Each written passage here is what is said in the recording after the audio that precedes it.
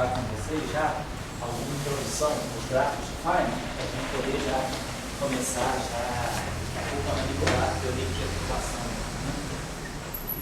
Vamos então nos valer daquilo que a gente já viu nas aulas precedentes, introdução.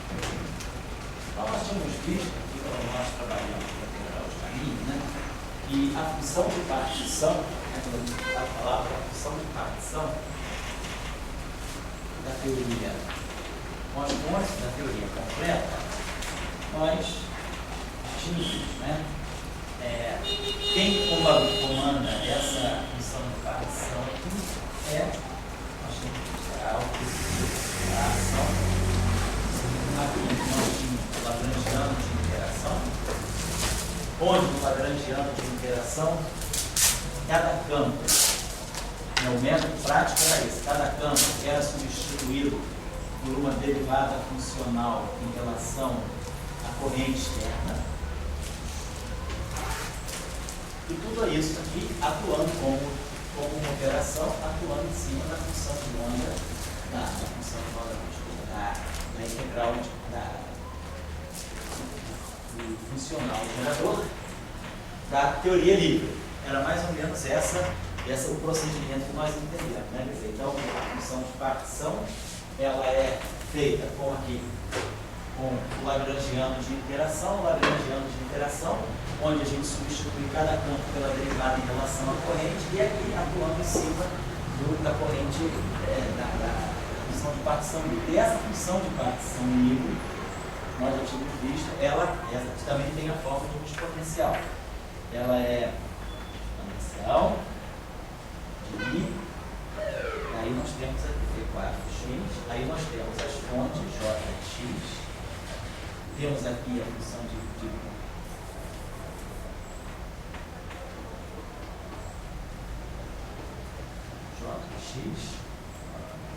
v de x menos y, j de y. Então, na hora que a gente escreve o gerador funcional das funções de Green, o que a gente tem é o vértice, quer dizer, aqui o lagrangiano de interação, que define os vértices, né, da teoria como interação, atuando em cima, basicamente, dessa função de Green livre que contém os propagadores. Então, os propagadores estão aqui, isso aqui são as funções de Green, que a gente fez aí, pegava a teoria livre, fazia a inversão, aparecia aqui exatamente o inverso do operador de onda.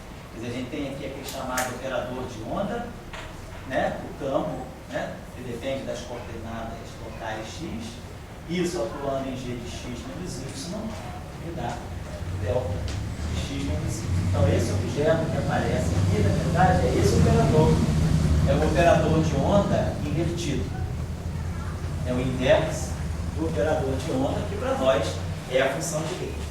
Então, os elementos que estão presentes nesse cálculo, nessa expansão aí eu falei com vocês, a gente fez um casozinho aqui na aula, eu falei com vocês, em casa tentem desenvolver essa exponencial aqui e aplicar esses objetos aqui nessa exponencial para vocês verem como é que os gráficos são gerados. Então, basicamente, o que a gente tem são os propagadores, os elementos fundamentais que nós temos são os propagadores, as funções de Green de dois pontos, né? E os vértices. E esses vértices eles estão associados, né, à parte de interação. Os propagadores vêm da parte livre, setor livre dos campos, e os vértices vêm dos termos de interação.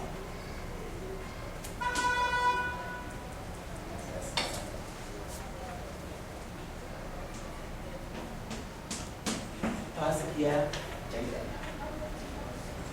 Isso aqui. Então, vamos pegar um exemplo, claro, para a gente ter uma ideia de como é que a gente monta um gráfico de Feynman.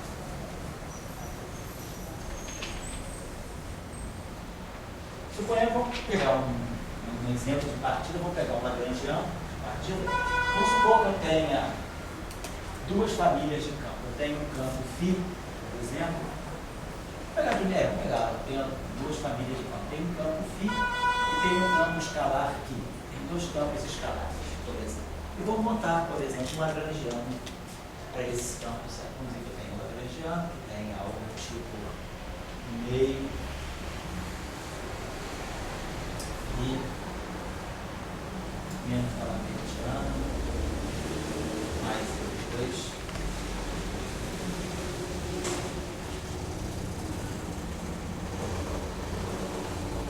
Já colocando a coisa na forma integrada por parte do campo φ, tá? Depois vamos dizer que eu tenho um campo aqui também, mais um meio, aqui, menos lagrangiano, menos 1.2 aqui. Então eu tenho dois campos escalares. E vamos dizer que eu tenho alguns termos em que esses campos escalares estejam em interação. Por exemplo, eu posso ter um termo com esse campo escalar em alta interação. Tá? 3. Posso ter um termo em que eu tenha F, 3, 10. Eu posso ter um termo assim, menos G, sobre 2, por exemplo, F2 aqui. Então, assim, é um projeto totalmente exercício meramente acadêmico, para a gente começar a ver como a gente poderia montar o gráfico. Então, os vértices, né, que definem a interação, que definem a confluência de linha, que vão ser fundamentais para a gente começar a pensar no gráfico. Por exemplo, suponhamos que eu tenha esse vértice. Então, isso tudo aqui está dentro da lagrangiana, está dentro de uma ação. Então, em termos de ação, o que eu tenho é isso aqui. Então, depois, na próxima aula, eu vou sumarizar as regras de Feynman, né, de uma forma mais sistemática. Eu quero hoje só a gente começar a sujar as mãos e a gente perceber como é que a gente calcula o gráfico de Feynman no espaço de posições, no espaço de coordenadas, e vai para o espaço dos momentos e a gente vê essa transição de espaço de configuração para espaço dos momentos e quais são os elementos que são importantes, porque na hora da gente for olhar, por exemplo, o power counting, saber se a teoria é convergente, se é renormalizado, se não é renormalizado, a gente vai ter alguns elementos que a gente vai ter que fazer uso e que fica muito claro quando nunca ninguém calcula, dificilmente, muitos poucos prescrições, métodos pegam para se calcular o gráfico de Feynman no espaço de coordenadas, né? Em geral, não se calcula o gráfico de Feynman no espaço de coordenadas, se calcula os gráficos de Feynman no espaço dos momentos. É o que nós vamos fazer. Mas existem prescrições também, chamadas prescrição aí para regularização, point splitting, que você pode fazer o gráfico de Feynman no espaço de coordenadas. Então, mas é sempre possível passar para o espaço dos momentos. Vamos fazer sempre no espaço dos momentos. Professor, pode falar. Neste caso a gente não vai ter uma configuração de mínima energia, então, aqui? Aqui? Nesse caso aqui, por quê?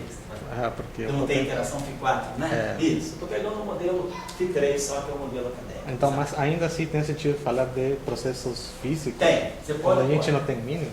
Você pode pensar assim, o que significaria uma teoria Φ3? Uma teoria Φ3, ela tem sentido se você trabalhar com ela no espaço euclidiano e se você quiser, por exemplo, estudar diagrama de transição de fase. Para uma teoria de campos em física de partículas, no espaço de microbolas, essa teoria Φ3 não é interessante, não. Seria interessante a gente ter interação Φ4. Para nós, o interessante é a interação Φ4, porque está um potencial, claro, limitado assim. Mas a gente, vamos supor que a gente esteja, isso aqui, como é um exemplo acadêmico, tudo bem, mas se a gente quisesse, vamos supor, para salvar pelo menos essa teoria, você pode dar um sentido para a teoria Φ3, se você, por exemplo, for olhar algum sistema de mecânica estatística. Tá? Ela tem mais finalidade para sistemas de mecânica estatística. Para a teoria de campos, para a física de partículas, o mínimo que a gente pode pedir é interação Φ4. Tá? É como você observou. A gente consegue ter um potencial limitado por baixo. Aqui a gente tem um problema sério, né? Porque esses potenciais aqui não tem limite. É uma função Q3, então é uma função que não tem um limite inferior, ela vai de menos infinito a mais infinito. Vamos lá. No livro do Bogolyubov, aquele que eu gosto de citar para vocês, o Bogolyubov-Shirkov, que é Introduction to Quantized Fields, Lá ele faz uns exemplos também com a teoria Phi3. Vocês podem ler lá no capítulo que ele faz gráficos de Interacting Fields. Ele tem um capítulo lá que é o capítulo de campos de interação, depois que ele explica os campos livres, e aí ele faz alguns exemplos com a teoria Phi3, e aí ele justifica em que situações a teoria Phi3 pode ser interessante, tá bom? Vamos lá então, vou pegar esse exemplo só para poder, que eu poderia fazer direto a Phi4, não tem nenhum problema, só para evitar de fazer gráficos mais complicados, e a gente fica com um cálculo mais complicado, e aí a gente perde vamos dizer assim, a essência daquilo que a gente quer tirar de conceituação que vai sair daqui. Então vamos supor, por exemplo, que eu vou pegar essa interação aqui, vamos chamar outra coisa, vamos chamar os campos φ de linhas contínuas e vamos chamar os campos Q dessa linha quebrada aqui. Então essa linha aqui vai designar φ, essa linha aqui vai designar Q. Então, por exemplo, aqui eu tenho um vértice em que eu tenho 3 linhas de φ. Então esse vértice aqui é um vértice caracterizado pela constante de acoplamento lambda, φ, que eu estou colocando só o vértice qualitativo. Depois na próxima aula nós vamos ver aqui por que aquele 3 fatorial soma do vértice, vai aparecer um fator I, a regra de Feynman coloca um fator I, então nós vamos entender isso tudo. O que eu quero saber hoje é como é que a gente monta o gráfico, e montando o gráfico, como é que a gente eventualmente calcula e passa para o espaço dos momentos. Então eu tenho essa interação, Φ3. Por exemplo, vamos pegar essa interação que você poderia... vamos pegar esse termo aqui. Vamos pegar esse cara aqui, Φ2 aqui. Pegar aquele vértice que tem constante de acoplamento G. Então esse vértice tem essa estrutura aqui. É um vértice no qual convergem 3 linhas, constante de acoplamento é G. E aí eu tenho uma linha de φ, uma linha de φ e aqui uma linha de Q. Se nós olharmos os propagadores dessa teoria, nós temos o propagador de φ para o φ.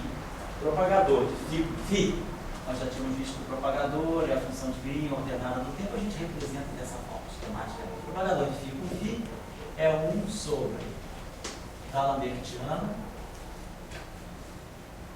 mais M2, bota um sinal menos aqui, e aqui o delta 4 de x menos y. Então vamos ver, esse vértice aqui está num ponto x, e esse vértice aqui está num ponto y, no espaço dos momentos, claro, no espaço de configuração, no espaço tempo, x' e y'. Cada vértice desse vem de uma ação. Então eu tenho integral em D3x de lambda Φ3. E aqui eu tenho integral, D4y de Φ2g, Φ2q. Então é imaginar, porque cada vértice estão lembrados assim, integral, no gerador funcional. Cada vértice é integral em D4x, lagrangiano de interação, e aqui os campos φ, substituídos, derivadas da corrente acoplada naquele campo. Então, suponhamos que o meu campo φ vai estar acoplado à corrente J e o meu campo Q vai estar acoplado a uma corrente J pequena. Mas se você colocar esse vértice na internet, como é que você sabe que está enchido? Por que você está falando isso? Ele está falando isso? Não, na internet não tem um ponto fácil que nem. A internet você está X, aqui está Y, né? Isso A aí. internet... Então, está integrando sobre todas as posições, né? Nesse sentido. Então, está legal. Está claro a questão, né? Então, aí vocês estão observando. Eu tenho propagador de φ para φ, tenho um propagador de Q para Q, que eu não vou nem escrever, é a mesma coisa, só que é com 1002. Agora, vocês observam que eu não tenho propagador misto de φ com Q. Eu não tenho, eu poderia ter colocado aqui nada, me impedia de ter colocado, por exemplo, um termo do tipo, sei lá, N2 φQ.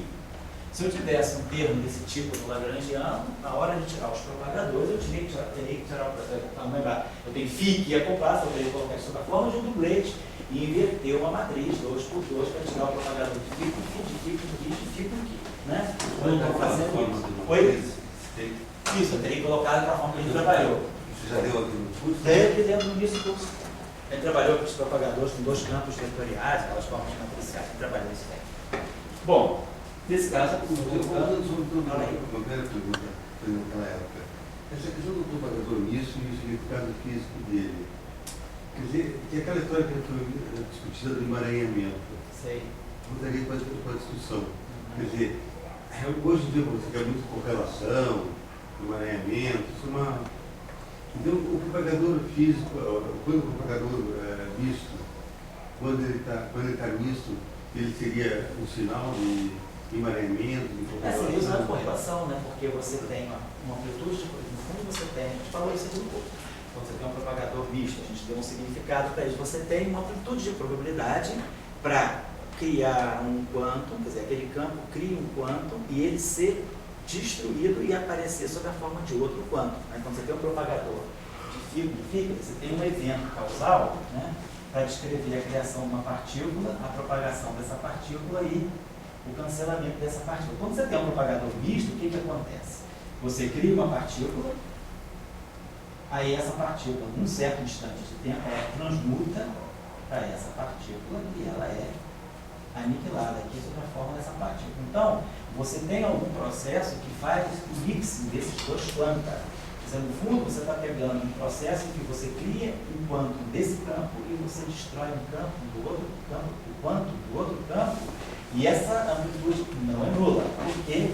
Porque o termo que mistura, que eu tinha até colocado para vocês, o mixing não é exatamente a mesma coisa que um acoplamento, é um termo de mixing, um termo que você mistura esses dois campos, então significa que é como se um campo ele pode espontaneamente transitar para outro campo. É como eu tenho é o que a gente chama de oscilação de sabor. É exatamente isso que acontece com os neutrinos. Que a gente fala de neutrino oscillation, né? É que o neutrino do elétron, ele se converte no neutrino do muon e o neutrino do muon se converte no neutrino do elétron. É o mixing que a gente tem. Isso está acontecendo. Então, isso significa uma correlação entre as diferentes categorias de campo, quando eu tenho um propagador misto. Nesse caso eu não tenho, eu botei só por uma questão de simplicidade. O que significaria para você um propagador misto, seguindo foto, então forma um fotomassivo, campo de foto? Quer dizer, primeiro vou fazer uma pergunta histórica. Né? O propagador misto, como eu entendo, apareceu foi em supersimetria, antes não tinha Strong gravity, tinha até na época da física hadrônica, no final da década de 60, aquelas chamadas ressonâncias, que você tinha uma mistura de partículas, com partículas físicas. Você tinha isso já da física de alta energia, da física hadrônica, no final da década de 60, você já tinha esse misto, esse mix entre diferentes campos, né, de diferentes partículas. Mas ali a supersimetria só trouxe mais exemplos disso. Mas ele não era bem propagador, né? Não era. Calcular o propagador da bateria. Não pode. Os campos que você composta. Mas no campo 5, sim, apareceu a supersimetria. Supersimetria trouxe vários exemplos de mistura de campos assim. E se vocês olharem bem, o próprio modelo de Salan acha mais bem. Quando a gente pega o mixing do Z0 com o foco, quando a gente pega o modelo de Salan, a ideia, né? O que a gente tem lá é uma mistura de dois campos de gauge. A gente tem a mistura do campo de gauge da terceira componente de isospin do campo não abeliano, a gente tem lá o campo não abeliano que a gente pode chamar chama em geral de B, campo não abeliano, B3, ele se mistura com o campo associado ao 1. E aí eu tenho duas combinações, usando de Weinberg, né? Esse cara com esse cara numa combinação dá o fóton, e esse cara com esse cara em outra combinação dá o Z0. Mas isso aí aparece, se você quiser manter o mixing de B no modelo Weinberg, você pode trabalhar com propagadores mistos também. O que a gente faz é desacoplar, porque a gente pode simplesmente fazer uma rotação na matriz de massa e selecionar os altos estados. Mas isso aí não é um problema muito sério, não é só da supersimetria. Em geral, quando você tem quebra de simetria, mecanismos de quebra de simetria, você gera esses mixes entre campos que aparecem com uma forma de propagadores mistos. Você tem o propagador misto? Ele não diz nada. Porque ele não está associado à normalização de uma função de onda, ele é uma simples amplitude de probabilidade. Como a gente viu aqui no curso, né, a gente focalizou a nossa discussão do resíduo em conexão o campo, a partícula ser identificada como ghost ou não, só nos propagadores na diagonal, porque aquele propagador que mistura φ com φ é que está associado a uma amplitude de probabilidade da função de onda daquela partícula. Quando tem propagador misto, aí não tem mais obrigatoriedade do resíduo ser positivo, não.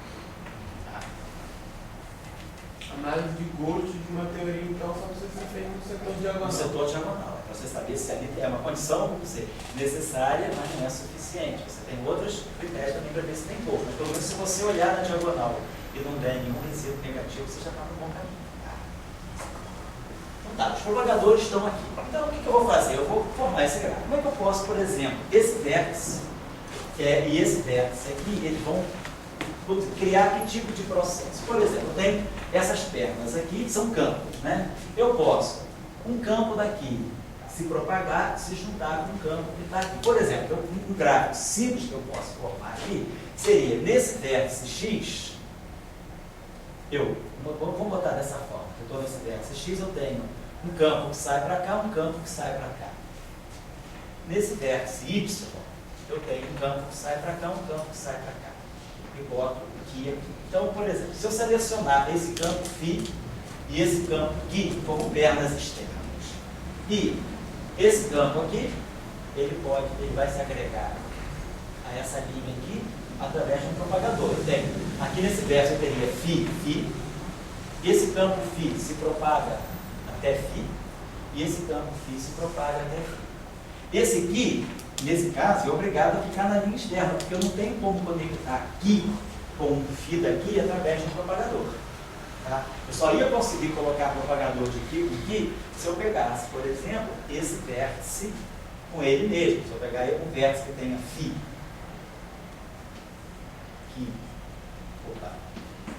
φ, aí eu posso juntar essa linha aqui com essa linha aqui, essa linha com essa linha aqui, sei lá, e aqui tem um φ. Então, eu poderia formar um gráfico, claro, desse tipo aqui. Poderia parecer um gráfico desse tipo. Então, φ. Aqui é φ, esse gráfico aqui é liso, mas esse gráfico aqui está associado a um outro processo. É uma linha externa de φ, outra linha externa de φ. Esse gráfico aqui, naquela expansão do gerador funcional, ele aparece também, mas ele aparece diferentemente, ele aparece através da interação desses dois vértices aqui. Então, o que eu estou dizendo, um gráfico, deixa eu apagar isso aqui, eu vou repetir esse gráfico, um gráfico típico, que nós vamos poder desenhar aqui na teoria, é um gráfico que vem desses dois vértices aqui. Eu tenho aqui φ, dessa linha, e aqui eu tenho esse gráfico aqui. Então, esse gráfico aqui foi um campo φ aqui, um campo φ aqui, um campo φ aqui, esse campo φ se propagou até φ, e esse propagou até φ, e aqui eu tenho aqui, essa linha externa. Vou colocar. Então, aqui eu tenho nesse ponto eu tenho esse vértice, nesse ponto eu tenho esse vértice, e eu, por exemplo, formei esse gráfico. Um gráfico tem um φ na perna externa e um Q na perna externa. Vamos tentar ver, então, o que significa isso. A gente gera na expansão perturbativa do Z, a gente gera um gráfico desse tipo. E aí, o que significa esse gráfico? Esse gráfico significa o seguinte, eu estou integrando... Isso aí num gráfico acaba sendo misto também? Isso, agora ele vai dar uma contribuição para o termo misto. Exatamente, esse termo misto vai ser gerado. D4x tem um integral em D4y, porque eu tenho dois vértices. A constante de acoplamento do primeiro vértice é lambda e a do segundo é g. Então esse gráfico vai aparecer em ordem lambda g. Ele vai aparecer numa ordem desse produto dessas constantes de acoplamento. Tinha um outro vértice também. Eu não usei ele ainda. Aquilo a gente pode usar ele em outro processo. Para esse gráfico aqui são esses dois vértices, tá certo? A gente pode construir muitos outros gráficos a partir desses vértices. Vou fazer depois outros. E aí eu tenho, nesse vértice x, ficou um campo φ externo. Aí, daqui eu gerei um propagador, que é 1 sobre D'Alembertiano mais M2 delta 4 x menos y. Isso foi um propagador de uma linha. Depois, na linha de baixo, eu tenho um outro propagador que é da mesma forma. É 1 sobre D'Alembertiano mais M2, também conecto o ponto X com o ponto Y, então é um propagador de delta 4 de X menos Y também. E lá fora, no vértice Y, eu tenho um campo aqui de Y. Então, essa aqui é a expressão do meu gráfico do espaço de configurações. Não tem mistério. O campo que está na linha externa, a linha externa está associada ao campo. A outra linha externa ficou associada com outro campo. E aqui, esse campo aqui, formou um propagador. É como se eu tivesse dois vértices, né? Os campos interagem num vértice e no outro vértice. E o campo que está num vértice tem correlação com o campo φ que está no outro vértice, o outro campo φ também. Agora, o campo φ fica externo. Então, é como se eu estivesse gerando, claro, para efeito de ação, eu estou induzindo um termo φ que não tinha no lagrangiano de partida, mas que está aparecendo como consequência da quantização, da flutuação quântica. A flutuação é como se eu tivesse nesse vértice aqui, convergindo três campos, né? Quer dizer, eu tenho φ. Nesse vértice aqui eu tenho φ e φ. Então, esse campo aqui flutua, forma uma função de correlação com esse campo aqui flutua, mas esses campos aqui são fixados externamente. Esse campo não flutua, esse campo é como se ele ficasse congelado, e aí só essas flutuações que estão se ligando através da função de correlação. Basicamente é isso que está acontecendo. É isso que a gente chama de correção radiativa. É uma correção quântica, é um termo que não estava presente na ação original e que é gerada a partir desse processo de quantização. Né? Porque nós não estamos colocando, mas eu falei com vocês aqui nas aulas. Cada propagador carrega um H cortado, né? Porque na verdade a ação é I sobre H cortado, né? A ação fica assim, φ, O, φ. Então, quando a gente inverte esse operador para tirar o propagador desses campos, eu, ao inverter isso aqui, eu vou botar, produzir um H cortado no numerador sobre da Lambertiana mais M2. É que a gente nunca coloca os H cortados. A gente bota H cortado igual, mas cada propagador quântico, ele traz um H cortado no numerador. Ele carrega uma potência de H cortado. Então, ele sinaliza um efeito de quantização, porque ele traz um H cortado. Então, nós não estamos colocando, isso é uma coisa meio ruim, a gente não colocar, fica meio obscuro. Mas lembre-se que, quando a gente define a integral de caminho, a gente define dessa forma. I sobre H cortado, para poder ficar. Isso aqui é uma ação. A ação tem dimensão de H cortado. Então, isso aqui cancela com isso aqui. Tá? Uma coisa adimensional na exponencial. É isso que eu tenho.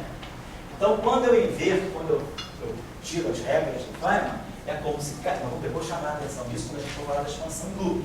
Cada propagador, ele aparece sempre multiplicado por um H cortado no numerador, e cada vértice, ele aparece sempre com um H cortado no denominador. Então, é como se cada vértice de interação trouxesse um lambda sobre H cortado, um G sobre H cortado, onde eu tenho o produto dos campos. Né? Nós não estamos colocando o H cortado, fiquem atentos a esse fato. Tá? Muito bem, então, esse é o gráfico, é a correção quântica, uma correção radiativa, a gente chama, que é gerada em ordem lambda G, das constantes de acoplamento, na expansão perturbativa. E aí significa, vamos trabalhar esse gráfico aí. Então, a primeira coisa que a gente sabe é fazer a transformada de Fourier de cada coisa que está aqui. Isso aqui vai ter uma transformada de Fourier, isso aqui, são 4 transformadas de Fourier. Primeira vez eu vou colocar para a gente poder ver direitinho. Então, esse campo aqui, vamos fazer a seguinte representação de Fourier para ele.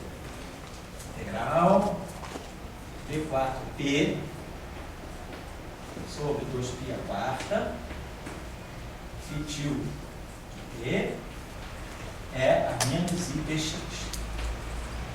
Então, isso aqui, integral de Fourier. Essa função delta, tirar, também admite a representação de Fourier. Integral em D4, cada transformada de Fourier dá o seu momento muda. D4K, D4Q sobre 2π à quarta, exponencial de menos IQ, x menos y. Depois, esse carinha aqui, vamos ter exponencial D4PQ, vou chamar L. Sobre 2π à quarta,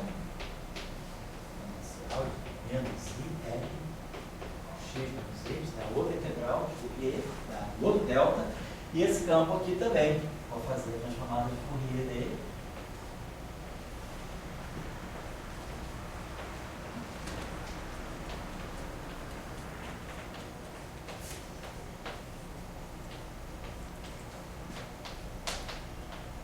Então, cada campo e cada delta, cada campo em cada vértice e cada propagador foi devidamente representado no espaço dos momentos. E meus vértices são em x e em y.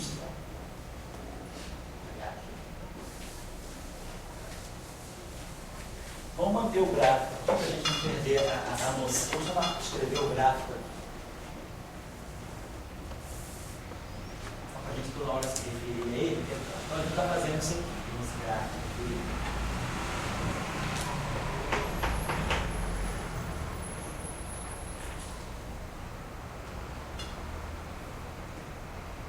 Então aqui é o x, aqui é o y. Então esse aqui é o vértice com 3 φ e esse aqui é o vértice com 2 φ e 1 φ. Certo? Bom, então, esse é o nosso gráfico. Como isso aí tudo é dentro de uma ação, eu tenho integral em x, então eu tenho integral em cada vértice. Eu tenho um integral nas coordenadas do espaço-tempo daquele vértice. Então, quando eu fizer integral em x, então a gente vai observar o aparecimento desses fatores de onda plana aqui. Vamos fazer aqui. O que vai dar para nós? Exponencial de menos i t com x mais q mais f. X, né? Então, tudo que tem x é menos px, menos tx, menos lx. Depois, na coordenada y, as transformadas por Fourier que nós vamos ter vão ser menos i. Aí nós vamos ter em y, né? Vamos ter mais q, aqui tem menos q, eu fatorei menos. Depois aqui eu tenho mais L, e depois aqui eu tenho mais L. Certo? Então, os fatores de onda plana se juntam dessa forma.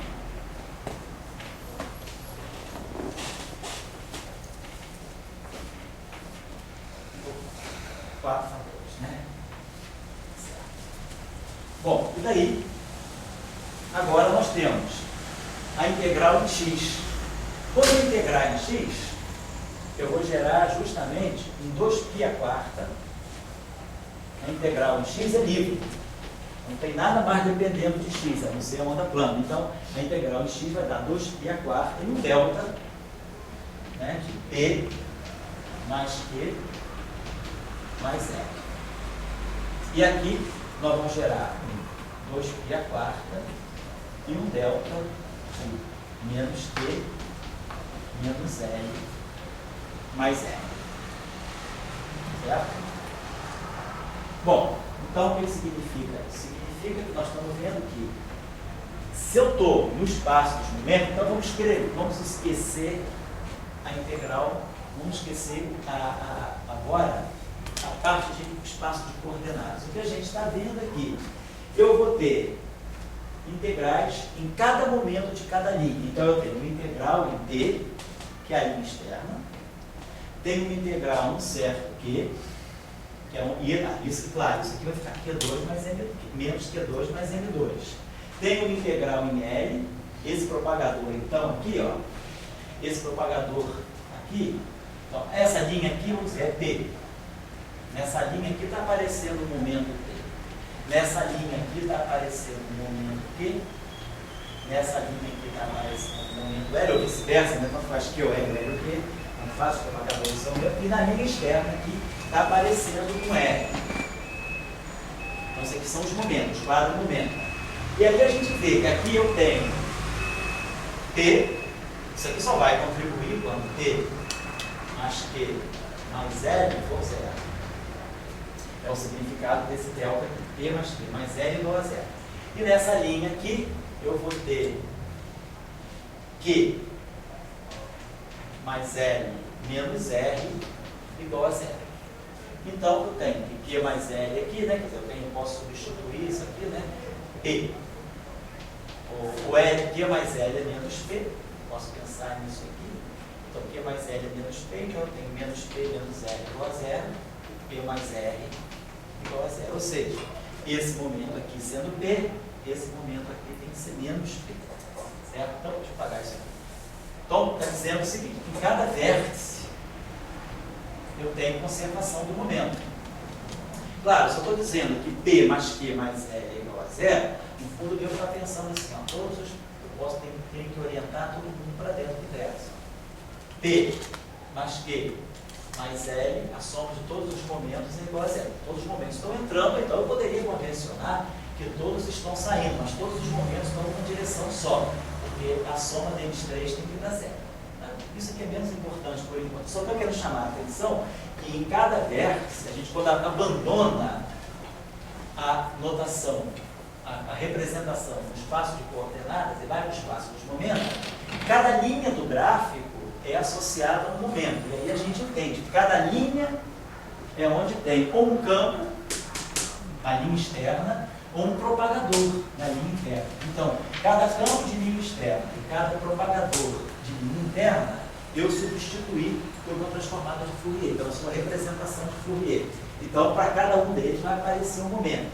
E em cada vértice, vamos botar assim, cada vértice D, ele apresenta um delta de conservação do momento.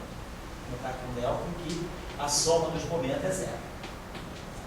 Cada vértice reflete a conservação do momento, tanto aqui quanto aqui. Então, eu tenho dois vértices. Tá? Agora, é claro, eu posso eliminar isso. E aí eu tenho integral, para cada linha eu tenho uma integral. Então, para cada linha eu tenho uma integral. Vamos esquecer, 2D4, Q sobre 2D4.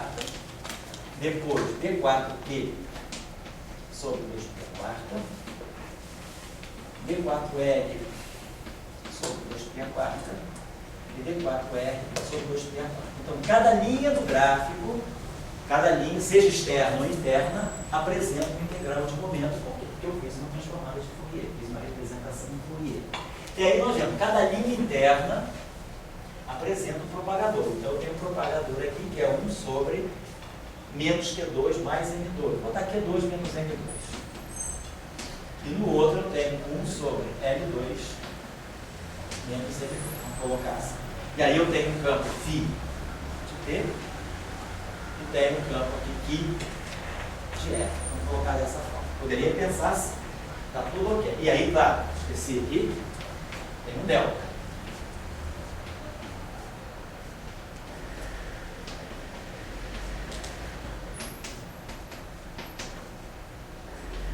Vamos pensar assim. Então, para cada, o que a gente está aprendendo é o seguinte: em cada vértice, eu tenho, em cada vértice eu tenho em cada linha, né, externa, eu tenho um campo.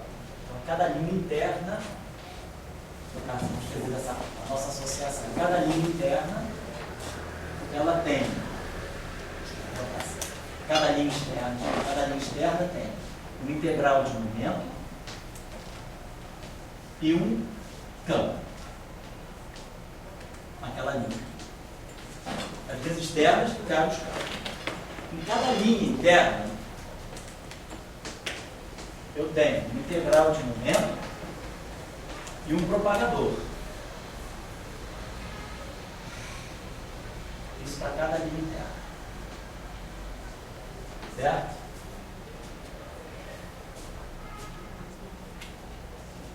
Eu posso apagar. Então a gente vai aprender, o procedimento é fácil. Isso aí é só a primeira vez que a gente já associar essa. Então, linha externa a gente não toca. É campo com momento fixado. Depois integral. Depois, linha interna é integral de momento e propagador. Depois, em cada vértice,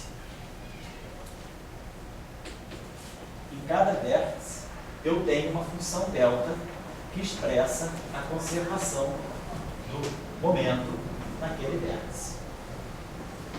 Então, em cada vértice, eu tenho que colocar um delta. E aí o que a gente pode observar é o seguinte: vai sempre acontecer isso. As linhas internas, elas têm integrais no momento. Mas os vértices, eles têm deltas. Então, delta elimina integral. Então, vamos poder usar alguns desses deltas, por exemplo, para eliminar integral. Por exemplo, eu posso, nesse vértice aqui, substituir, por exemplo, vamos dizer aqui, eu posso usar essa, por exemplo, essa função delta, ela pode ser usada para matar a integral que eu quiser, P, Q ou L. Vamos dizer que eu queira matar a integral em L. Eu vou usar esse vértice aqui, esse vértice vai me dizer que L, podemos também fazer o seguinte, duas maneiras. Eu posso, por exemplo, nesse vértice aqui, isso aqui só vai contribuir quando L for igual a menos P menos Q. Esse L é menos P menos Q. Então, eu vou usar essa função delta para me fixar L igual a menos P menos Q. Tá claro? Quando então, quando a gente usa uma função delta desse tipo, eu vou matar a integral em L e vou substituir esse L aqui por menos P menos Q. Tá legal. Esse L vai virar menos P menos Q. Mas esse L aqui também vai virar menos P menos Q. Então, quando eu substituir isso aqui por menos P menos Q, eu vou ter menos P menos menos Q, dá mais Q cancela com menos Q. Então, esse vértice aqui, essa função delta, vai ficar menos P mais R. P mais R. Menos P, mais R, né? Não, Eu substituí o L é P mais R. por menos P menos Q. Oi? Não é P mais R. Oi? P mais R. Menos ou menos. Menos Q, menos L, menos mais R. Tá? Isso aqui está conferindo com você, tá? Uhum. Então, quando eu substituir o Q, o L, desculpa, o L por menos P menos Q, vai ficar, obrigado, tá certo. Obrigado, tá? Menos menos P fica mais P e mais Q que vai cancelar. Obrigado, é isso mesmo, Alfredo. Então fica P mais R. Então vocês estão observando o seguinte: o que me aconteceu? Só para a gente ver. Eu fiquei com a integral de d4p sobre 2π a quarta, onde eu coloquei o campo, φ de b. Eu fiquei com a integral em R sobre 2π a quarta, onde eu botei o φ de b e o Q de R. Agora, me sobrou uma integral de momento aqui. Sobrou uma integral em R, em Q, vou colocar aqui, integral em D4 aqui, sobre 2π a quarta. Apagar isso aqui. E aqui ficou 1 sobre Q2 menos N2. E no lugar desse L ficou P mais Q. 1 sobre P mais Q ao quadrado menos N2. No lugar dela. L menos P menos Q ao quadrado é P mais Q. Menos N2. Tá legal? Então isso aqui que ficou. E nós ficamos com essa, ainda sobrou esse delta aqui. Delta de P mais R. Esse delta de P mais R está me mostrando o quê? Que, no fundo, das funções delta, das duas funções delta, sobrou uma função delta, que está expressando o quê? A conservação de energia e momento total do gráfico. Quer dizer, ou seja, entrou esse P aqui, P mais R igual a zero. Então, P mais R é igual a zero, então só estou orientando todo mundo assim. Se P mais R é igual a zero, esse R é igual a menos P. Ou seja, eu posso dizer que entra P aqui, sai P aqui, ou então que está entrando o menos P aqui. Não importa. O que está importando é isso aqui. P mais R é zero. Eu estou orientando todos os meus momentos para dentro, eu posso seguir essa conversão. Mas nos vértices, cada momento é orientado para dentro. Então significa que aqui eu tenho, era o que eu tinha aqui, ó. Isso está assim, isso está assim. E isso está assim, Quer dizer, aqui eu tinha, Então eu tenho P, aqui eu tenho Q, vou colocar aqui Q, então esse L aqui é P mais Q. Então aqui eu tenho, entra Q, entra P, sai um P mais Q aqui embaixo. Q mais Q. Q mais Q. Aí aqui chega um Q mais P, Tá Sai esse aqui e aqui, exatamente. E sai esse R. Né? Então, está entrando Q mais P. O Q mais P que está entrando tem que ser igual ao Q mais R que está saindo. Né? Então, tá legal. É para poder refletir. Então, tem Q mais R tem que ser igual a zero. R tem que ser igual a menos P. Então, você tem que ser assim. Seria isso aqui. Então, aqui entra P, aqui entra Q, aqui entra Q mais P. Aqui entra Q mais P, aqui sai P, e aqui sai P, entra menos P. Então, cada vértice desse, o que a gente está entendendo é o seguinte: cada vértice dá um delta. Mas no final de tudo, sobra um delta. Um delta sobra para contar a história da conservação total de momento, os vértices. Nós tínhamos 2 vértices, então tinha 2 deltas, sobrou um. Se eu tivesse 3 vértices, eu tivesse um gráfico assim, eu tivesse 3 vértices, eu teria 3 deltas. E aí, esses 3 deltas, eles teriam que ser usados. Eu teria mais uma integral, é claro, e aí sempre vai sobrar um vértice para contar a história. Então, eu nunca uso os V vértices. Eu uso V menos 1 vértices. O meu caminho está se montando aqui. Então, a gente viu que ficamos com essa integral aqui, ó, que está representando esse loop. Então, cada loop desse aqui, ó, que se formou aqui dentro do gráfico, ele carrega uma integral. Esse momento aqui é externo, o P externo, mas essa integral de loop é uma integral que circula com esse momento Q aqui. Toda integral depende desse momento aqui. Então, isso aqui é o que nós estamos chamando de um loop no espaço dos momentos. Tá? Então, nós formamos esse loop aqui no espaço dos momentos. Claro, eu posso usar essa função delta, então, se eu quiser, posso usar essa função delta para cancelar essa integral aqui e dizer que isso aqui é φ de P e isso aqui é φ de menos P. Tudo bem, posso fazer isso, não tem problema. Não tem nenhum problema. Só estou deixando esse delta aqui para mostrar para vocês que um delta sobrou para contar a história. E vai ser sempre assim, dos V vértices, das V funções delta que eu coloco, uma sempre vai sobrar para poder dizer que no gráfico total, a soma de todos os momentos que entram tem que ser igual à soma de todos os momentos que saem. Por mais loops que eu tenho aqui dentro, né? Os momentos de loop vão ser perdidos aqui dentro, mas a soma do que entra tem que ser igual à soma do que sai. Então, isso é o que a gente está entendendo do mecanismo. Então, a gente está entendendo que, quando eu pegar o gráfico desse, eu posso ir direto para o espaço de momento e dizer, cada linha interna, cada propagador vai carregar uma integral de momento do seu propagador. Cada vértice vai colocar uma função delta. E cada linha externa, que não é usada dentro do gráfico, ela vai estar associada a um campo, que é o campo associado àquela linha, e eu vou ter sempre para cada linha externa, né, as integrais. Tá certo? Essa é a estrutura do gráfico. E aí a gente pode começar a observar, né, que o que está levando em conta, quer dizer, o efeito de lucro está todo contido nessas integrais. Quer dizer, as integrais das linhas externas, elas não fazem lucro, elas são simplesmente linhas externas. O efeito quântico do gráfico está aqui. Fala. Você falou coisa, né? Então, deixa eu apagar isso aqui. Então, esse gráfico ficou dessa forma, ficou um gráfico. A gente pode calcular. Eu fiquei no fundo, a única integral que eu tenho que calcular, porque o campo φ é um campo desconhecido. O que eu posso calcular é essa integral, porque eu tenho uma integral, uma integral em 4 dimensões de Q. Aqui eu tenho Q2 e aqui eu tenho esse Q mais P ao quadrado. Então, a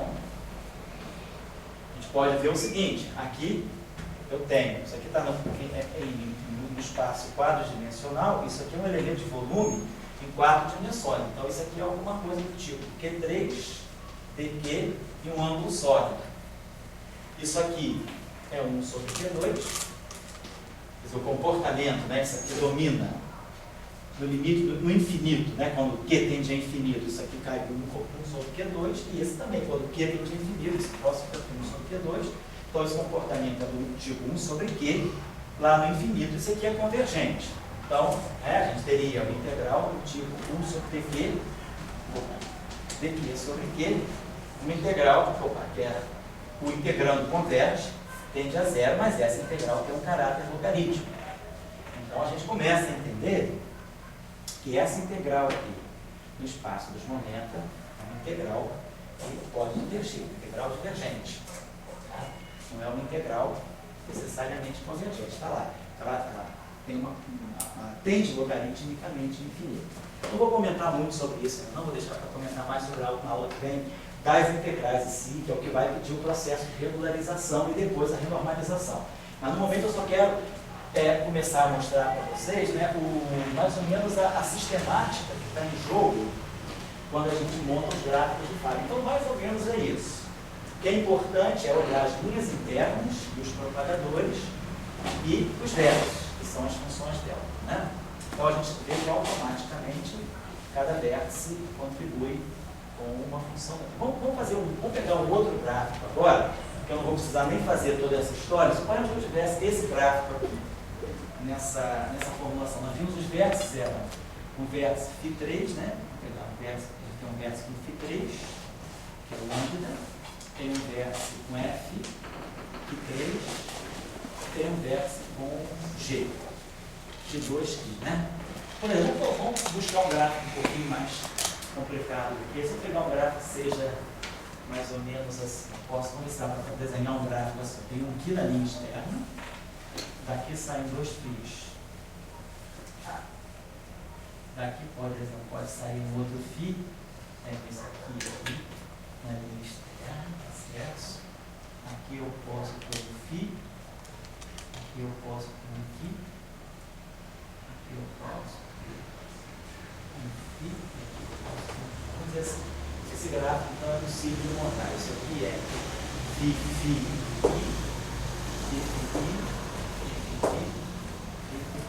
Vamos fazer uma outra coisa, vamos fazer um gráfico um pouquinho mais perverso ainda. Vamos dizer que esse gráfico fosse assim. Vamos desenhar esse gráfico aqui. Vamos dizer que eu tenho desenhado esse gráfico assim. Função de 4 pontos assim. Vou botar assim, positivos.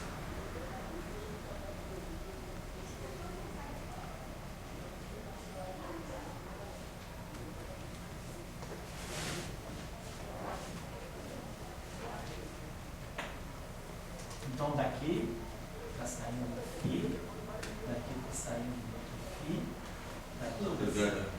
Aqui, fixadas. Oi? As pernas externas. Estou pegando esse gráfico, supondo que eu quero pegar esse gráfico com essas pernas externas. Só saber se esse gráfico é compatível. Φ, então esse vértice existe. Φ, esse vértice existe. Φ, esse vértice existe. Φ, esse vértice existe. Então eu estou usando esse vértice φ3 em alguns lugares, e esse vértice φ2. Vamos tentar introduzir. Será que eu poderia introduzir esse vértice? Podemos introduzir esse vértice. φ3. Segundo linha externa, φ3. Oi, por quê?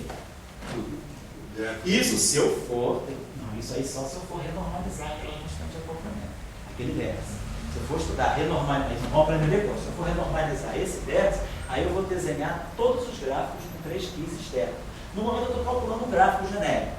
Eu estou calculando um gráfico que vai aparecer na série perturbativa. Tá? Estou só um gráfico possível da teoria. Depois, quando nós vamos aprender a fazer renormalização, aí a gente vai ter que desenhar os gráficos associados aos termos que estão no Lagrangiano. Então, esse termo no Lagrangiano, eu vou ter que desenhar todos os possíveis gráficos com 3 quis e com 2 quis aqui, na perna externa. Então, esse gráfico aqui, ele tem na perna externa 3 quis e um qui. Então, não é nenhum gráfico desse tipo, mas esse é um gráfico possível. Todos os vértices que aparecem nesse gráfico estão no Lagrangiano. Esse vértice aqui é Φ3, e aí Φ2 e assim vai. Então esse gráfico é um gráfico legítimo. Tá? O que a gente... Deixa eu apagar aqui. Então o que a gente aprendeu? A primeira coisa, as linhas externas, deixa eu apagar. Então esse vértice aqui é o vértice Φ2 aqui. Esse vértice aqui é um G, aqui tem um G, aqui tem um lambda, aqui tem um G, e aqui tem outro G. Aqui tem um F, e aqui tem um F. Então esse vértice ele tem constante, a potência das constantes de acoplamento é lambda, que vem do Φ3. Só tem isso. Depois eu tenho 3 Gs que vem do Φ2 químico. e depois eu tenho F2. Cada vértice já deu a sua constante de acoplamento aí nesse gráfico, certo?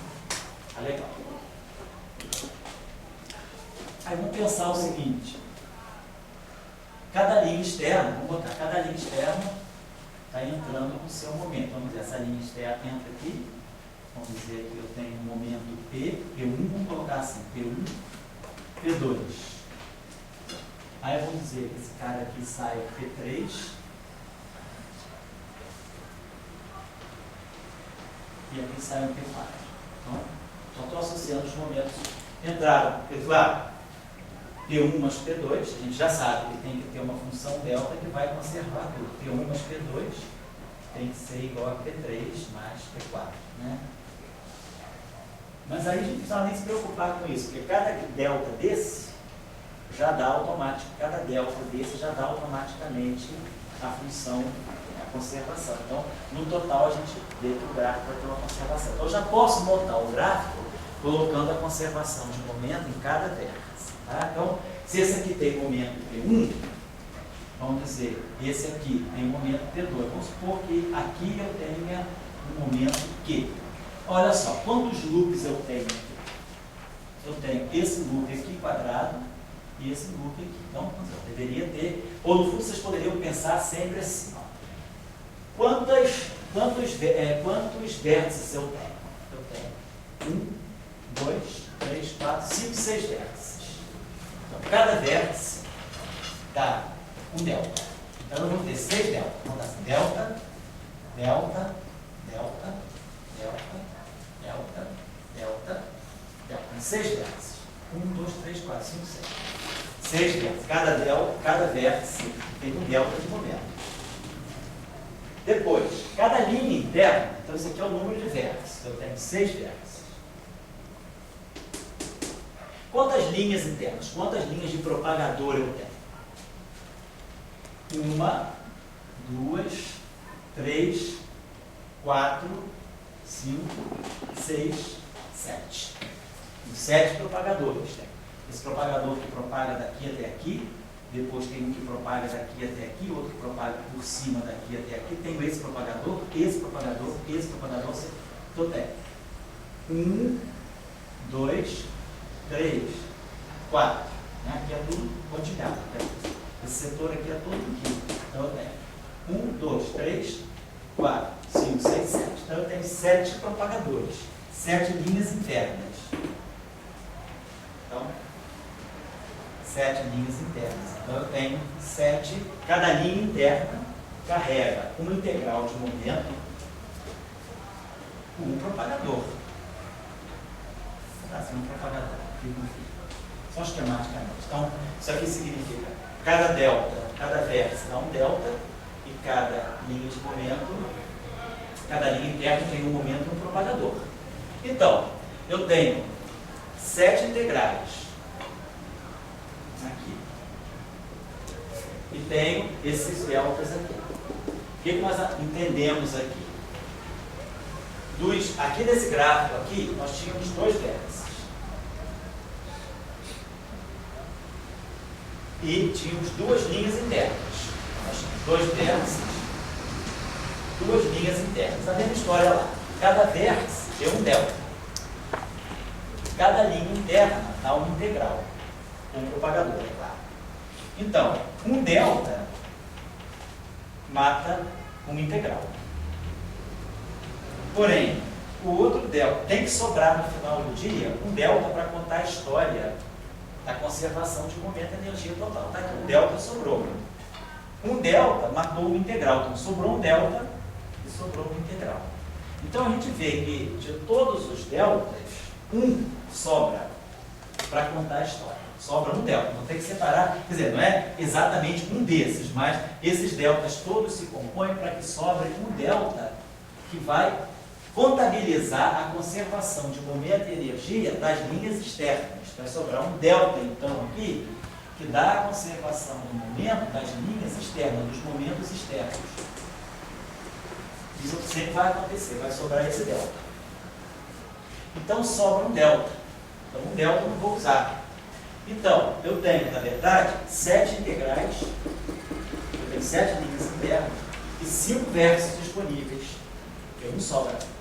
Então, as 5 funções delta vão matar 5 das 7 integrais. Então vão sobrar 2 integrais. Então esse gráfico tem 2 loops. Como aqui. Aqui eu tinha 2 vértices. Um vértice sobra para contar a história que o momento que entra e o momento que sai se conserva. Então um delta sobra. Está aqui. Então, efetivamente, eu vou ter um vértice e 2 integrais. Então, um vértice mata uma integral. Porque um delta mata uma das integrais no momento. Sobra uma integral. Então, sobra um loop, nesse caso aqui, certo? Então, a gente vai ter... Então, o que a gente está observando é que o número de loops de um gráfico é fácil calcular. O número de loops é o número de integrais que sobram para eu calcular. O número de integrais de momento que sobra. Então, eu vou ter... Claro, eu tenho sempre integrais de momento. E cada integral é matada por um vértice, que é um delta. Menos seria I menos V. Mas eu não uso todos os vértices.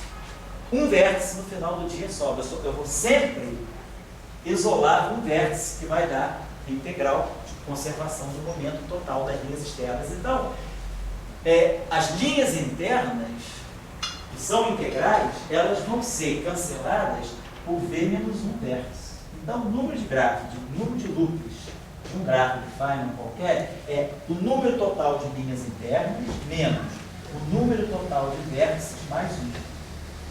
Esse mais 1 misterioso que sobra aqui nem é tão misterioso assim. É justamente aquele 1 que é o vértice que não foi usado nas integrais, mas que sobrou para contar a história de que a soma dos momentos externos do gráfico se conserva. Os momentos externos satisfazem uma lei de conservação. Foi exatamente isso que aconteceu aqui. E é exatamente isso que vai estar acontecendo aqui. Aqui eu vou ter 1, 2, 3, 4, 5, 6 integrais. Eu vou ter são 7 linhas internas, né? 1, 2, 3, 4, 5, 6, 7 linhas internas. Então tem 7 integrais, 6 vértices. Um vértice eu isolo. Quando eu misturar todos esses vértices, vai sobrar um vértice, só vai ter os momentos externos. Então, um vértice não vai envolver, ele sobra, ele não vai envolver os momentos que estão dentro das linhas internas, dentro das integrais. Então, vão sobrar sempre V menos 1 vértices disponíveis para eu matar as integrais. Então, o número de loops de um gráfico é sempre isso. Aqui, menos V, mas, então, por exemplo, se eu desenho um gráfico desse tipo assim,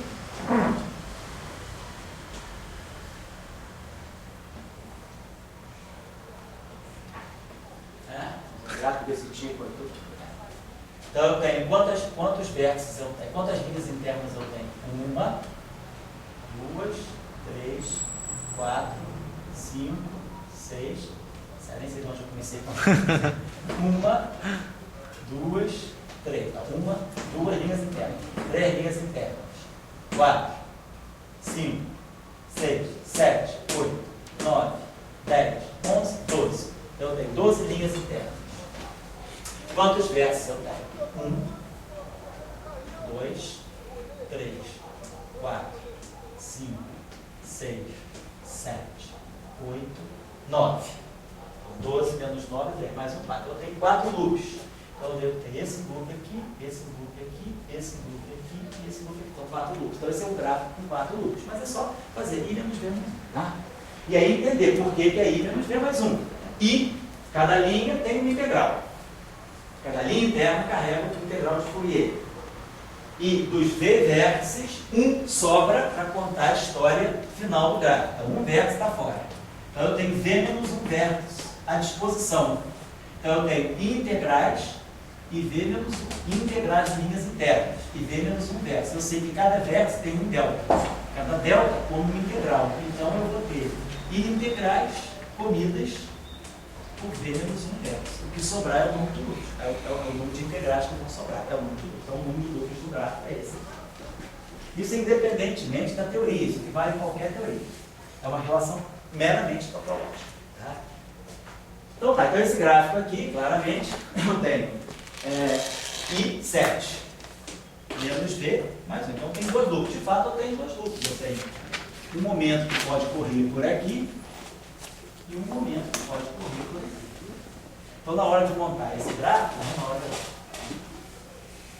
vamos agora escrever, vamos agora atribuir os momentos aqui. Eu tenho momento P1, cada loop então vai carregar o seu momento. Então, digamos que aqui eu tenho P1, aqui saia um momento kappa, então aqui entrou P1, aqui saiu kappa, então aqui vai ter o momento kappa mais P2. Tá certo? Ó, aqui tem P1, aí aqui saiu kappa, então aqui vem kappa, aqui vem P2 externo, então aqui sai kappa mais P2. Kappa mais P2 sai aqui. Aqui sai P4. Então, vamos dizer, para cá vai circular um momento kappa mais P2 menos P4.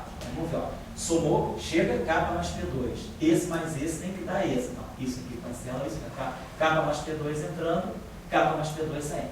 Aí esse kappa mais P2 menos P4 vem aqui. Aqui sai P3. Então, nessa linha aqui, qual é o momento que vai estar correndo nessa linhazinha aqui? Vamos dizer que esteja fazendo esse momento, esteja descendo para cá. Então está chegando isso aqui, kappa mais P2 menos P4. Está saindo P3 e está saindo esse momento aqui. Então esse momento aqui é kappa mais P2 menos P4 menos P3. Então nesse propagadorzinho pequenininho que está aqui, eu vou ter kappa mais P2 menos P4 menos P3. Aí, esse momento chega aqui. Quando ele chega aqui, ele encontra um loop independente. Então, digamos que aqui tem um momento Q. Nesse loop tem um Q. Quando esse momentinho... Então, ele vai chegar aqui. Aqui está entrando esse momento todo. Aqui está entrando um Q. Então, vamos dizer, o momentinho que está saindo para cá. Entra esse aqui também entra aqui e sai isso aqui. Então, esse momento que vai estar saindo aqui vai ser esse mais esse. Então, vai ser kappa mais P mais P2 menos P3 menos P4. Então, é o momento que está aqui. Aí, esse momento chega aqui. Aí, vai sair aqui. Então, o momento que vai chegar aqui vai ser esse, que vai estar chegando aqui, que é isso tudo aqui. É kappa mais P. Não, você não fazer qualquer um faz, menos P3 menos P4. É o momento que está chegando aqui. Esse aqui vai estar saindo, que... Vamos dizer que esse aqui esteja vindo para cá, está saindo também. Então, chega esse, sai esse, né? Então, esse aqui chegou, sai esse, sai esse. Então, esse momentinho aqui, essa interrogação aqui, vai ser esse momento. Kappa mais P2, então esse momento aqui. Então, esse momento aqui é o mesmo que está aqui. Kappa mais P2 menos P3 menos P4. Aí, quando ele bater aqui, o que está acontecendo? Esse momento entrou. Isso aqui tem que ser esse momento que está entrando, mais esse momento que está entrando, mais P1, tem que ser igual a esse momento que está saindo, que é o kappa. Esse kappa cancela esse kappa. E aí a gente tem que P1 mais P2 é igual a P3 mais P4. P1 mais P2 é igual a P3 mais P4. Então, todas as conservações de momento estão fechadas. Está tudo ok. Então, eu sei cada linha dessa, qual momento carrega. Então, na hora de montar esse gráfico, eu vou ter... A gente pode esquecer sempre as linhas externas, que as linhas externas eu já sei que não vão contribuir para os loops, elas ficam à parte, então vamos esquecer as linhas externas. Eu saberia que aqui teria que ter um campo fio, um campo fio, um campo fio, não vamos colocar nada. Vamos colocar só o loop. O que é o loop? Eu vou estar calculando. O nosso loop, então, vai ser, eu vou ter uma integral no momento K, que é uma integral do loop grandão, e vou ter uma integral no momento Q, que é o loopzinho pequeno que está ali. Esse loopzinho que está aqui. E aí agora é só colocar os propagadores. Por exemplo, esse propagador aqui é o propagador do φ. É 1 sobre K2 menos M2. Esse propagador aqui, o campo φ também. Então é 1 sobre K mais P2 ao quadrado menos M2. Aí aqui eu vou colocar o momento, o mesmo loop, mesmo propagador. K mais P2 menos P4 ao quadrado. Talvez 1 sobre K mais P2 menos P4 ao quadrado mais M2. Aí aqui, eu vou colocar esse propagador aqui.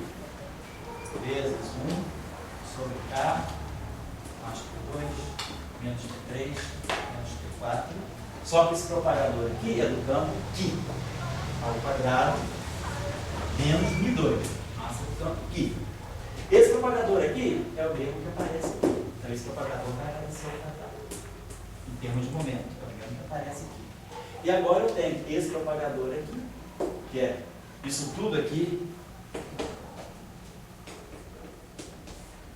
A mais P, mais P2, menos P3, menos P4 ao quadrado, menos P2, e o propagador. Esse aqui, 1 sobre P2. Então esse gráfico de Feynman, vamos dizer assim, o loop associado a esse gráfico de Feynman são essas duas integrais. É isso aqui que é o efeito, vamos dizer assim, quântico produzido por esse gráfico de Feynman. Então nós entendemos que a dinâmica é simples. Sempre que vocês tiverem dúvida, façam um exercício primeiro no espaço das configurações, escrevam tudo no espaço das coordenadas. Faço a transformada de Fourier de cada elemento, de cada campo e de cada propagador. E aí vão vendo que as coisas naturalmente vão se encaixando. As regras que saem são essas. Cada vértice, um delta, cada propagador, uma integral, quer dizer, uma integral de momento, por causa da transformada de Fourier da função delta, e o propagador.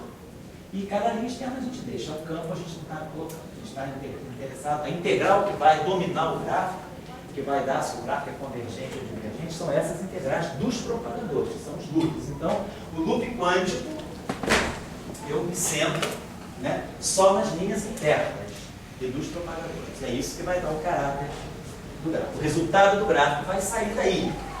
Por exemplo, se a gente olhar para esse gráfico aqui, a gente vê que do ponto de vista do K, a gente está muito em casa. Porque esse K aqui, ele é D4K, ele tem um K3 no numerador. Mas eu tenho K2, K2, K2, K2, K2. Eu tenho muitos Ks no denominador. Então esse gráfico é muito convergente. Ele tem um denominador muito grande, né?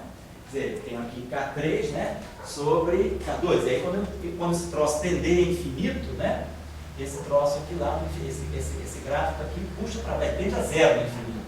Agora o que não? Ó, eu tenho só 2 T's aqui. Então lá no infinito, ó, eu tenho esse gráfico que eu tenho Q3, né, sobre Q4. Um Q aqui e tem um Q aqui. Então o problema maior desse gráfico vai ser, a gente identifica, vai ser essa integral em Q aqui. Esse aqui é o loopzinho, vamos dizer assim, perigoso, né? Porque lá no infinito, esse cara aqui não, tem um Q, um K muito grande no denominador. Então eu vou ter uma integral, tem K2, K4, K6, K8, K10.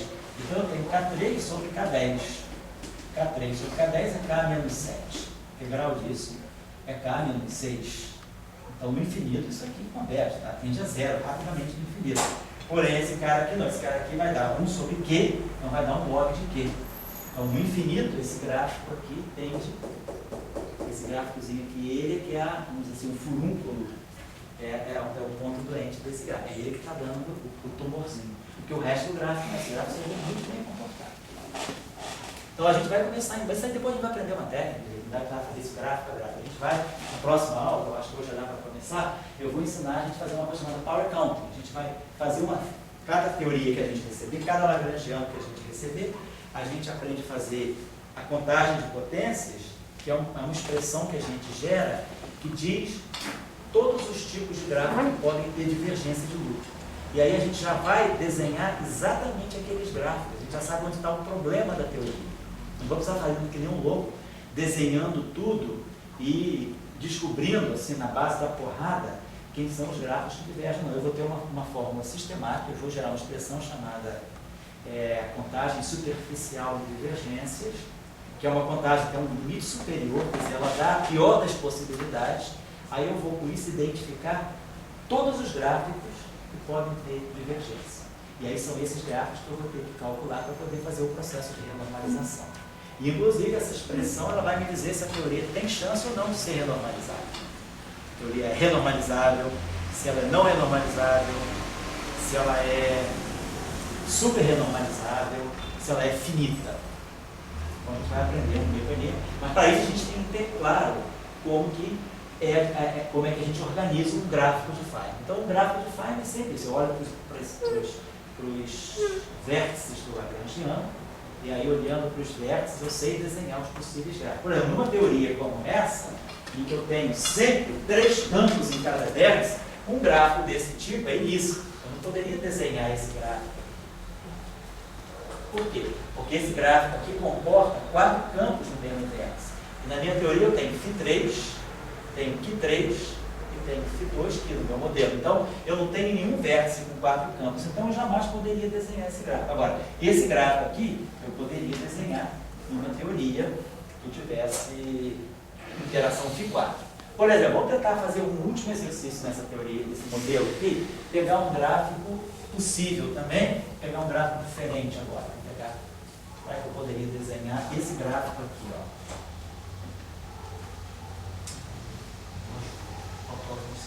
Aqui a gente pegou uma função com 4 pontos, tínhamos que pegar uma função com 2 pontos, vou pegar uma função com 3 pontos. Por exemplo, esse gráfico aqui.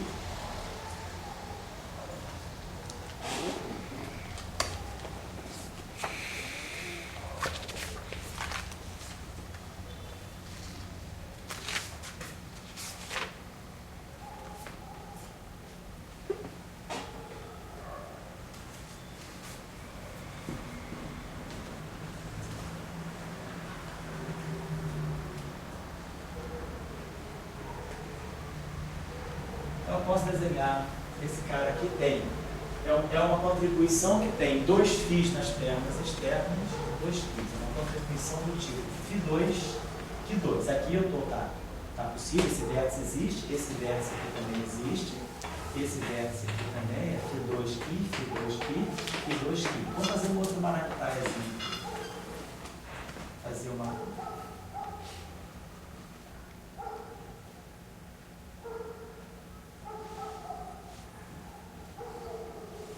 Então, aqui eu tenho vértice Q3, aqui eu tenho φ2, então eu posso desenhar esse gráfico. Esse gráfico é legítimo.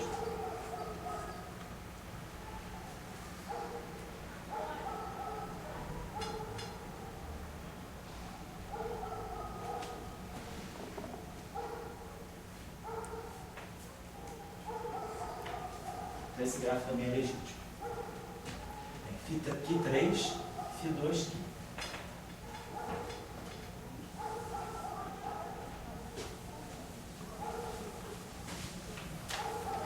Quantos loops tem esse gráfico aí? Então é só a gente contar. O número de loops desse gráfico aqui é o número de linhas internas. Então, o número de linhas internas. Vamos começar a contar. Marcar aqui. 1, 2, 3, 4, 5, 6. 7, 8, 9, 10, né? Linhas internas são todas as linhas que são entre 2 vértices que não tem, que são dentro do gráfico. Então tá aqui, então eu tenho 1, 2, 3, 4, 5, 6, 7, 8, 9, 10 linhas internas. Vamos contar os vértices. Então, 1, 2, 3, 4, 5, 6, 7, 8. 10 menos 8, 2, mais 1, 3. Então eu tenho 3 loops. Então eu tenho basicamente esse loop aqui, esse loop aqui, e esse loop aqui. 10 loopzinhos aí, né? Muito bem, então, cada loop, a gente sabe, cada loop carrega o seu momento independente. Então eu posso botar, por exemplo, nesse loop aqui, eu posso, sei lá, chamar isso aqui de um momento K. Nesse loop aqui, eu vou chamar isso aqui de um momento aqui, sei lá. E esse loop aqui, eu posso chamar de um momento L. E aí agora, pessoal, não tem erro, é só, então eu vou ter integral, vou ter 3 loops, eu vou ter integral em D4K. Não vou nem ficar colocando tudo, integral em D4 aqui. Integral em D4L. Certo? E aí é só colocar, vamos aqui que seja P1, esse aqui seja P1, P2, P3, e aí é só fazer a conservação de energia e momento em cada vértice. E aí cada vértice vai ter o seu propagador. Aqui é o propagador do φ, aqui é o propagador do φ, aqui é do φ, aqui é do φ, aqui é do Qi, do Qi, do Qi. Então nós temos 1, 2, 3, 4, 5, 6 propagadores de Qi. Então eu tenho 6 propagadores do tipo Qi. E do φ eu tenho 1, 2, 3, 4 e 4 propagadores do tipo φ. Então eu tenho os 10 propagadores nas 10 linhas internas, 6 do φ, 4 do φ e 6 do Qi. Então é um gráfico legítimo que eu posso desenhar, vai dar uma integral de um momento, que eu nunca vou saber calcular. Essas integrais são mais ou menos complicadas. Essas integrais aí, 3 loops, assim, o máximo que se conseguiu chegar até hoje no DD é 5 loops, né? Assim, por computação. É um grupo que tem, adivinha onde? Na Sibéria. Tem outra coisa para fazer. O pessoal é Kazakov, tem lá de Kazakov, esse pessoal lá confinado fica calculando esses gráficos de 5 loops no computador. No computador. Então a gente tem resultados bastante precisos de QD 5 loops. O Maple, Isso aí. ele desenvolveu muito O cálculo de loop. Não, cálculo de funções hipergeométricas. Das hipergeométricas. Esses loops vão desenvolver em hipergeométrica. Você pode Você parametrizar. pode ir lá trabalhar. Inclusive dá para separar a parte finita da parte finita. Fizeram o hipergeométrico. E eles desenvolveram muito um pacote de hipergeométrica. Sim. Professor, só uma curiosidade. Analiticamente. Desculpa completar. Eu acho que a história de todo mundo foi cair na hipergeométrica, né? Quer dizer, geralmente, todas essas funções especiais, Gegenbauer, Chebyshev, esses padrões, você consegue sempre colocar como casos particulares de funções hipergeométricas generalizadas. Eu digo, essa turma foi para 5 loops, assim, quer dizer, o guideline foi hipergeométrica. Hipergeométrica e essas funções de Spence, essas chamadas funções multilogarítmicas, né? E depois eu vou dar umas referências boas para vocês, quer dizer, ninguém aqui, quer dizer, então quem fosse especializado em cálculo de loop vai ter que aprender essas coisas bem, mas quem não for, precisa só saber como é que essas integrais aparecem. Né? Então tem grupos assim que você pode ler, esse grupo CNCABD, Tarasov, esse pessoal que calcula, até hoje em dia estão calculando higher loops em QCD. Eu tenho algumas referências boas aí de loops mais altos em QCD, QED, modelo teoria eletrofraca, para tirar testes de precisão, cálculo 2 loops na teoria eletrofraca, isso tudo aí tem uma literatura bem estabelecida. Isso aí é uma área de pesquisa à parte, né? Cálculo de... Você lá em Santa Maria também, Colimar mexe também com regularização, esses cálculos de loop, né? Então isso aí é uma coisa que é um trabalho em si, é um trabalho só de calcular esse loop, procurar esquemas, como o Dória falou, de repente alguns são melhores com hipergeométricas, outros são melhores com funções de Spence, mas existe uma literatura muito variada, muito densa, muito rica desses cálculos de loop aí, tá? Eu vou dizer o seguinte, eu hoje Tudo que você falou. peguei uma geração que fazia isso não, uma geração. A nossa época. Eu hoje em dia, né, eu digo esses softwares. Esses softwares aí são Não, e esse pessoal todo, eu não sei que software esse pessoal, por exemplo, a BD de Tarasov, ele depois pode entrar nas referências dele, ver o que eles estão usando, né? Mas tudo depois de 3 loop é computador, pessoal. O Edgardo, sei. Ele é um bom raptor, sabe? Sei. A hipergeométrica, eu acho que feito a mão dele. Ele me falou que estava com funções especiais na mão. Sei. E houve melhoras substanciais em hipergeométrica. Certo. E o Edgardo manja muito esse negócio, assim, de digamos. Ele pode perguntar a ele o que está se fazendo, assim. Eu vi uma vez um paper no Twitter, eu acho que eu já te mostrei um tempo, né?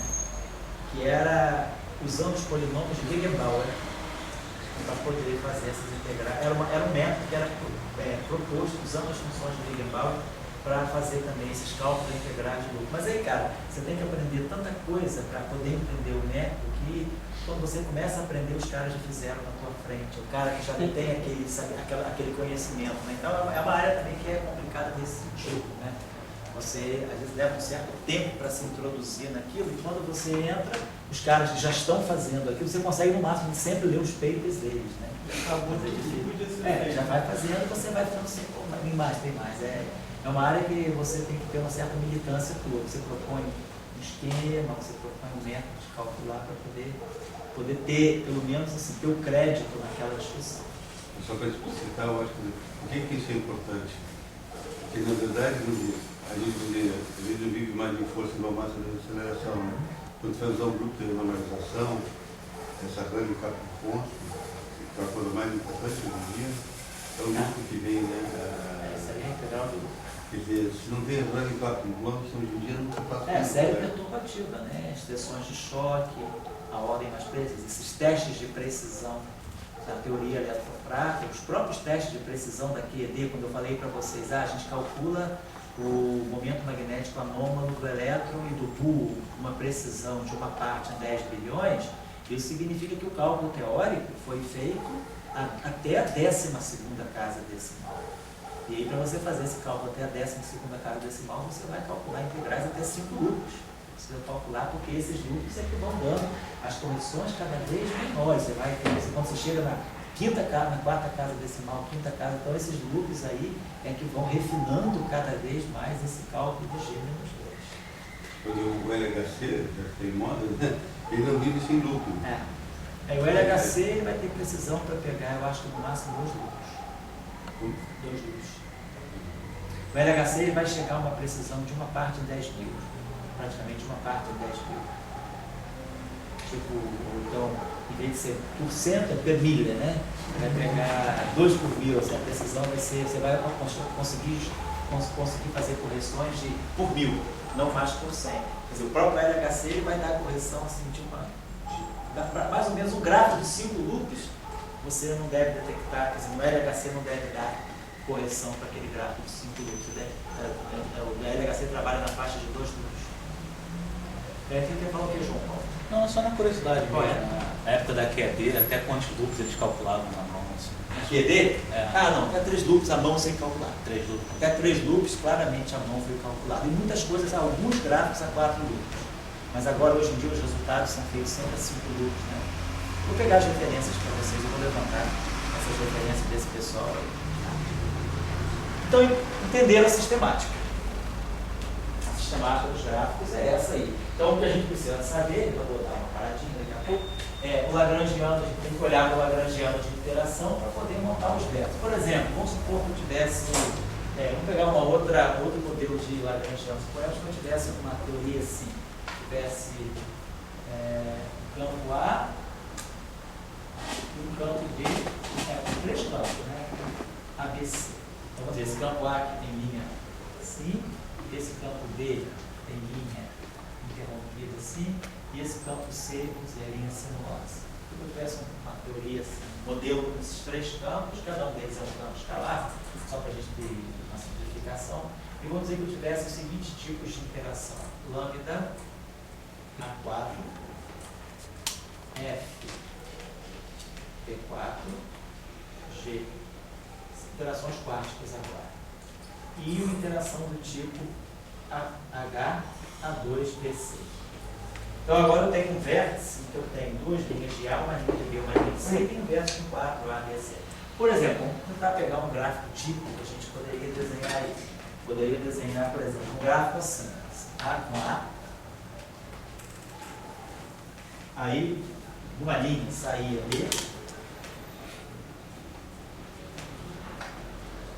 Da outra linha saía C. Esse gráfico, pegar esse vértice aqui.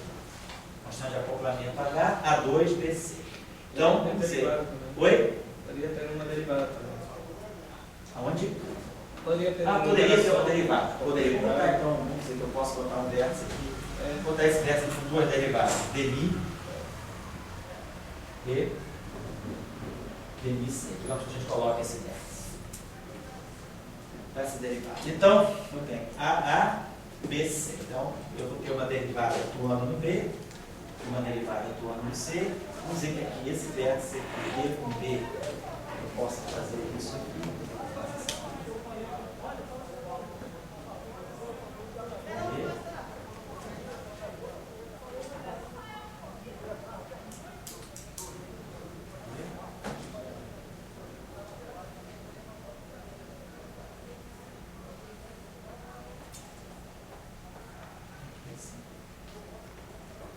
Aí eu tenho 4 campos aqui, 4 campos aqui. Aqui eu tenho 4 C, 4 B. Tá certo. Aqui eu tenho A, B, C, tá legal. Posso fechando, vamos tentar agora já fechando esse gráfico aqui. Essa linha aqui, vamos dizer, converge. Essa linha pode vir para cá. Mostrar o que é possível de desenhar. Então aí eu vou ter, para ter o B e o C no mesmo vértice, é preciso que aqui eu tenha um A.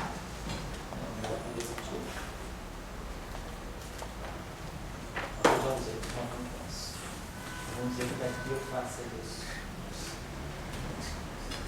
1, 2, 3, 4. Vou aqui para usar esse aqui. Vou calcular isso. Vértice altura. Esse vértice aqui agora. Encontra esse. Não, estou só chutando mesmo, né? Desde que seja possível. Aí aqui eu tenho A. Aí aqui eu tenho B. Então aqui eu tenho que ter um C. Então, por exemplo, é um vértice desse tipo. É um vértice que tem nas linhas externas um fio, 2 fios, 4 fios, é um vértice do tipo A4, 1, 2, 3, 4, 1, 2, 3, 4, e tem um B e um C. Algo desse tipo. É um vértice. Eu vou ter nas linhas externas, deixei as linhas externas reservadas para 4 A's, um B e um C. Claramente é um gráfico que tem quantos propagadores, linhas internas, 1, 2, 3, 4, 5. Quantos vértices? 4 é um vértice que é um gráfico com 2 loops, né? Tem esse loop aqui, tem esse loop aqui. A gente pode atribuir momento, não importa, posso chamar esse momento aqui, sei lá, de capa, e esse momento aqui de P. E aí agora eu vou acertando os momentos externos, eu fiz sempre P1, P2, P3, P4, e vou acertando os outros. Novidade aqui, como o Vitor sugeriu, é que nesse vértice aqui apareceu esse momento. Então, quando eu peguei, por exemplo, esse vértice aqui, que é A2BC, a linha que tem o B, que é essa linha aqui, ela carrega um momento. E a linha que tem o C, que é essa linha aqui, também carrega um momento. Então, no espaço das coordenadas. O que significa um momento no espaço das um momento, uma derivada?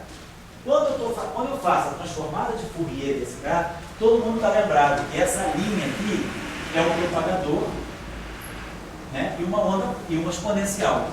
O que essa derivada vai fazer? Essa derivada que está com essa coordenada de posição aqui, ela vai atuar em cima dessa onda plana. Nessa linha aqui eu ia colocar um fator do tipo, sei lá, o momento dessa linha, que é menos i k, e aí aqui, esse vértice x menos y, por exemplo.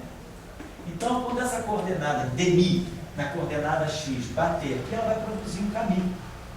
Então, a novidade é que esse gráfico aqui, ele, além dessa linha interna aqui, além do propagador, ele vai colocar um fator de momento caminho aqui e um fator de momento caminho aqui. Então, quando, por exemplo, eu for montar essa linha aqui, eu vou escrever 1 sobre K2 menos a massa do ao quadrado, esse propagador aqui, a gente pode ver. E aí eu vou ter um momento caminho. E aí, quando eu for escrever esse momento aqui, esse propagador aqui, eu vou escrever aqui esse caminho. Esse propagador aqui, vamos dizer que isso aqui seja P1, P2. Então aqui está entrando P1, P2. Então, P1, P2 aqui entra um cara. Então o momento que vai ocorrer nessa linha aqui, pronto, entra isso tudo aqui. Esse momento aqui é capa mais P1 mais P2. Então nessa linha aqui, eu vou ter que colocar o momento capa mais P1 mais P2 ao quadrado, menos a massa do campo C ao quadrado. Esse propagador é do C. Mas aqui eu vou ter que colocar um fator de momento associado a essa linha. Mas essa linha, essa derivada, ela vai pegar o momento dessa linha. Então vai aparecer aqui um momento Kmi mais, vamos dizer, K mais P1 mais P2 Mi. Então vai aparecer essa contração. Cada linha que tem cada vértice que tem uma derivada, ele vai introduzir, na verdade, um momento no numerador do propagador. Então é uma regra que a gente também vê. Cada derivada vira um momento daquela linha do numerador. Certo? Então na hora que eu vou fazer esse gráfico, a integral em K vai aparecer não só no propagador, no denominador, né, mas também no numerador. Então, as potências vão trazer potências de momento para o numerador. Isso vai dificultar a convergência do gráfico. Por quê? Porque eu vou jogar mais momento, mais potência no numerador. Então a tendência do gráfico é crescer no infinito, né, divergir mais. Então mais ou menos essa a história. O vértice desse caso aqui, eu fiz um exemplo de um modelo que tenha derivado do campo. É isso sim. Então o loop a gente entendeu. Então a gente vai começar agora a desenvolver uma espécie de um mecanismo, né, para a gente poder calcular a divergência. Vamos começar a querer criar agora um procedimento para nós calcularmos, termos uma maneira de prever quais são os gráficos que divergem. Vamos ter que criar um mecanismo de calcular as divergências, né? Então fizemos